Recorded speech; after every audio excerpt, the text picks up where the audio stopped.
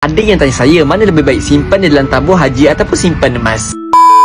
Bagus yang tanya ni. Kalau tuan-puan nak tahu, tuan-puan kena tengok video ni sampai habis dan jangan lupa save untuk rujukan akan datang. Mula-mula sekali tuan-puan kena tahu dulu apa fungsi tabung haji dan apa fungsi emas. Barulah betul cara kita buat simpanan. Kalau tuan-puan nak buat simpanan dan tabung haji, fokus utama tuan-puan adalah untuk simpanan jangka masa pendek 2 tahun dan ke bawah. Sebagai contoh untuk dana kecemasan. Sebab apa? Sebab tabung haji menjanjikan pulangan dividen 3 hingga 5% setahun. Tapi kalau tuan-puan dah buat simpanan untuk jangka masa panjang 2 tahun dan ke atas, tuan-puan kena buat simpanan dalam bentuk emas. Sebab apa? Sebab emas ni nilai dia lebih terjamin untuk simpanan jangka masa panjang dan dia tidak terkesan dengan inflasi. Sebagai contoh, 1 dinar dah 1400 tahun yang dulu mampu beli seekor kambing, dan sekarang pun 1 dinar mampu beli seekor kambing. Jadi emas terbukti nilai dia lebih terjamin dan nilai dia meningkat 9 hingga 10% setiap tahun. Jadi bila mana tuan-puan dah tahu fokus utama simpanan tuan-puan, barulah mudah tuan-puan nak capai matlamat simpanan tuan-puan. Kenapa nak pilih salah satu kalau tuan-puan boleh buat dua-dua? Yang penting tuan-puan tahu fokus utama bila mana tuan-puan buat simpanan.